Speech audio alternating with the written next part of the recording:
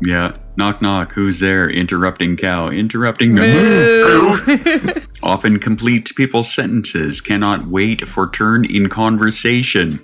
Have you heard us? I know. I am so bad at this. I am so sorry. How many times do we talk over each other in these podcasts? Like, really? Oh, constantly. Constantly. I know that I am the biggest perpetrator of this, though. Like, and the best part about this is we had a plan where we were going to put up our hands so that we could, like, talk in turn. Have we followed that at all? Like, barely. No. Like, every once in a while, somebody will go like this. Oh, yeah. I did this once last time. Okay. Nope. Never done that before. Sorry, I had to recover from the burning. Right. All right. Next one. Often has difficulty waiting his or her turn. Example, waiting in line. This one, I don't feel so hard. Mm-hmm. I do get restless as well. I don't feel like that one hits me so hard in that example, waiting in line. I can wait in line. I'm not happy about it. I do get restless like you do, but I can do it. Lee will probably agree with me in this one as well. The military has always taught you to hurry up and wait, right? You are going to go places. You are going to sit there, even though you're going to be told to be there 3 hours early, and you're going to wait for probably 5 hours instead of 3. Because you're being told to be 5 hours early, and the guy who's telling you to be 5 hours early is being told to be 4 hours early, so on and so forth, all the way up. So you're sitting there and you're bored out of your fucking mind, waiting in line or something like that. And now, I don't have a problem with this, but like Lee said, I'm restless. So my toes, like we talked about with fidgeting your toes in your shoes, I did that all the time to the point where I had giant calluses on the inside of my big toes because I was constantly pressing them against the inside of my boot to get stimulation. I didn't realize that you could see it, but while we're talking, I'm trying to stimulate myself so that I can wait my turn because I am the interrupting cow. But I didn't realize it, not me. I didn't realize that you could see it. Like I'm tapping my fingers on my knee just to. Yeah, I'm doing the same thing on my elbow. Well, I think we are ready to go ahead and move on to I. Now that we've all been sufficiently called up by this one, even though we didn't think we were. Final point. Here we go. Ready for it? Brace for impact, bitches. She's trying so hard, and I did it instead.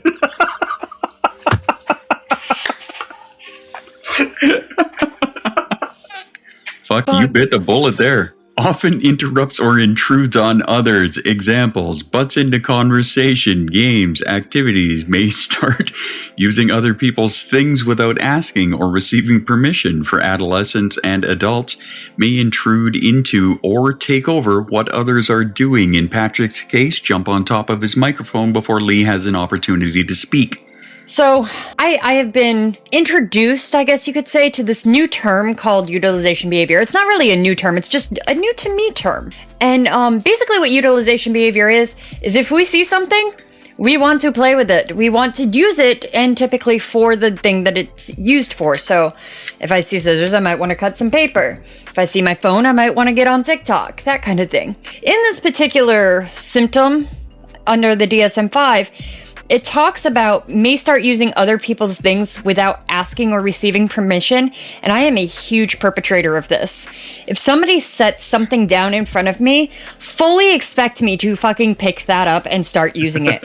Now, for those of you who are not privy to all of the behind-the-scenes shit that just fucking happened, we literally just went on like a 15-minute goose chase to figure out that the term was utilization behavior because we could not, for the life of us, remember the second word. Well, no, it was the first one we said utility. Oh, that's right. Not utilization. Utilization behavior, yeah. We were fucking this close. Yeah, so we were slightly off on the verbiage, and we wanted to make sure we said it right. So we literally just went on a 15-minute rabbit hole chase for this fucking term. Thanks for blowing our fucking cover, Lee. Right? You act like we had anywhere to fucking hide before, like we don't lay out our lives for the fucking general community to see on a daily basis as it is. Well, there's that, and they all know that I edit the shit out of these things. And now, a word from our sponsor, ADHD Incorporated.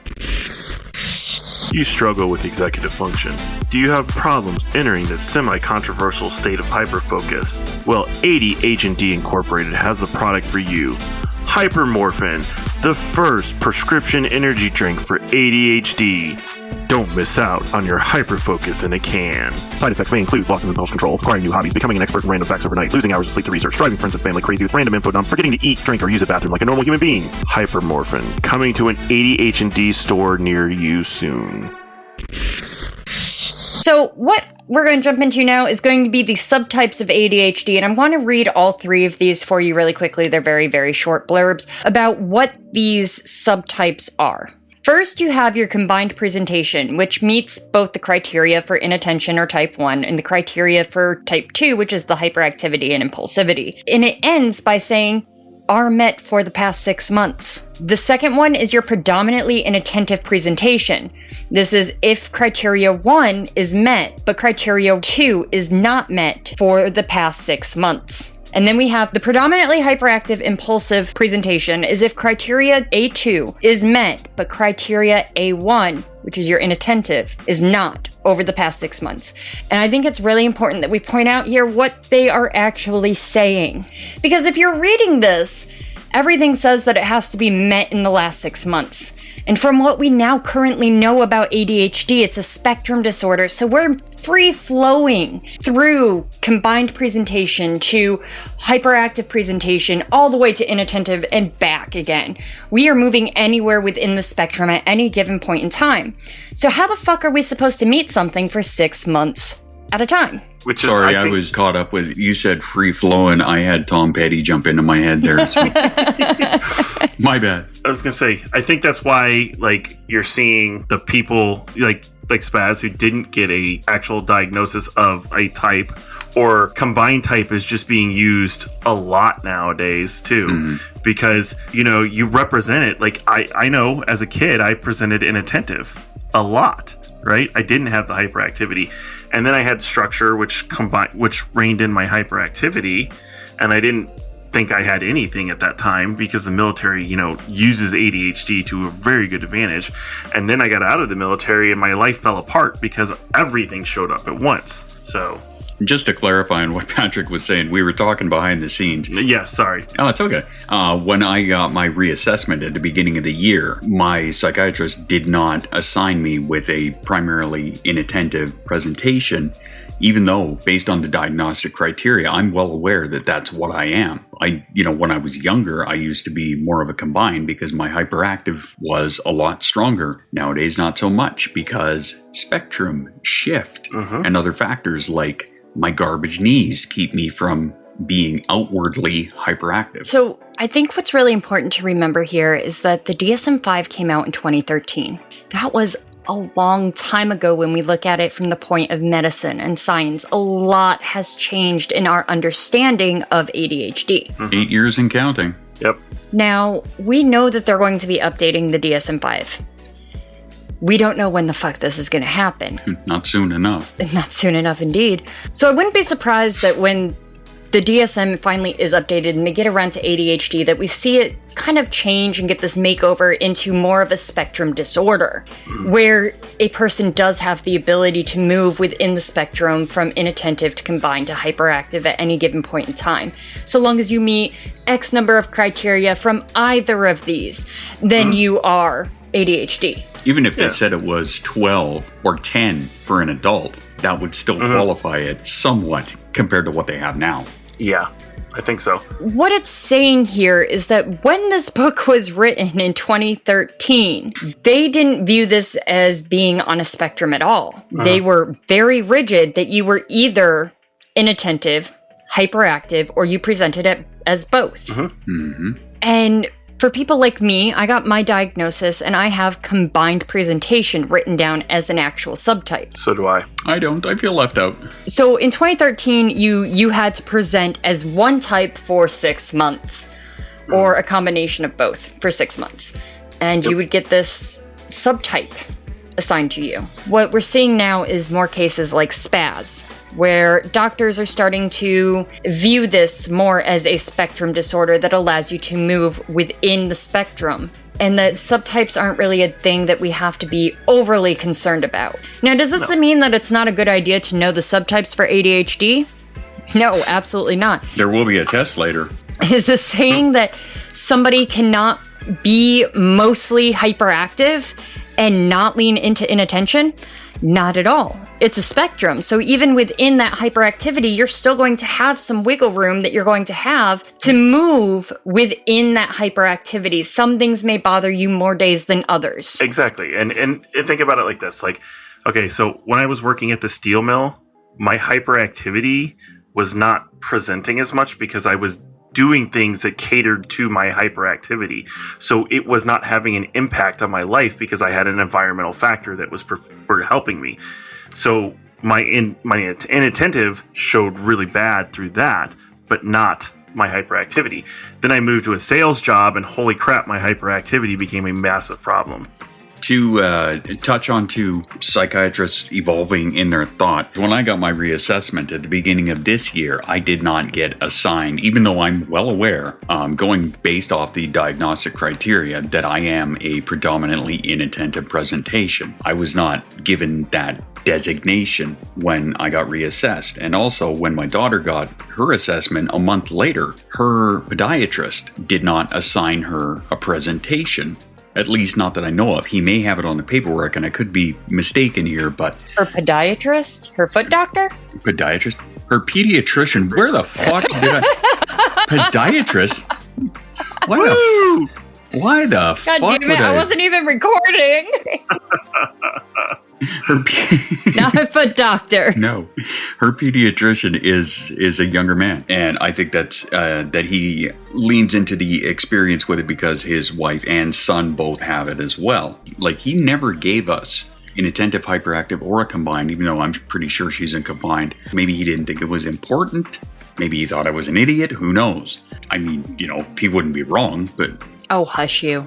It's interesting to understand and remember that there are going to be changes to the DSM-5 starting to roll out eventually here soon. It does not look like they're going to be doing a DSM-6 right away. So I am interested to see how they change, or even if they address ADHD in these changes. Because listen to me, people who write the DSM-5, if you don't fucking update ADHD, I will find you.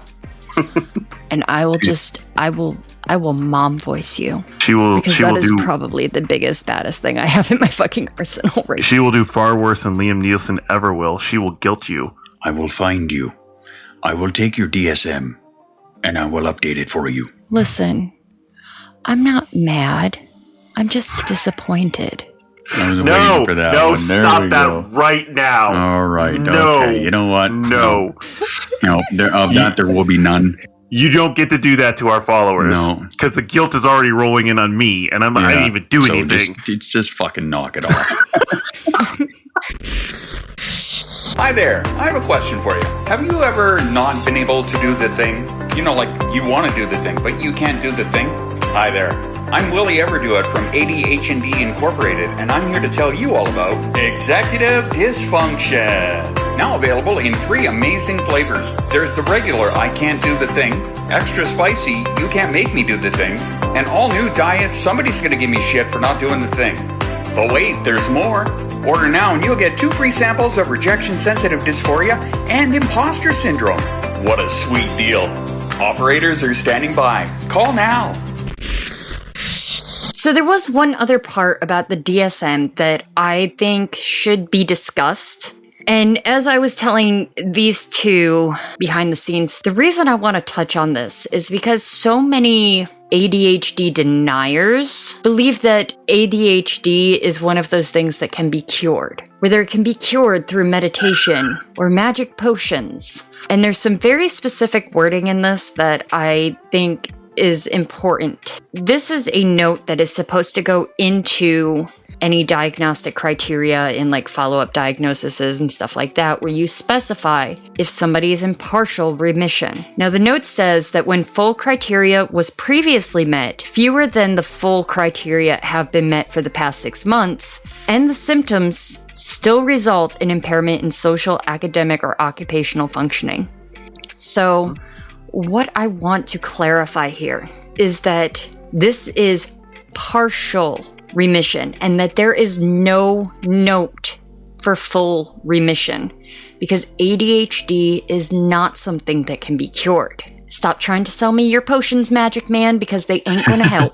No, it is not something that is cured. It is something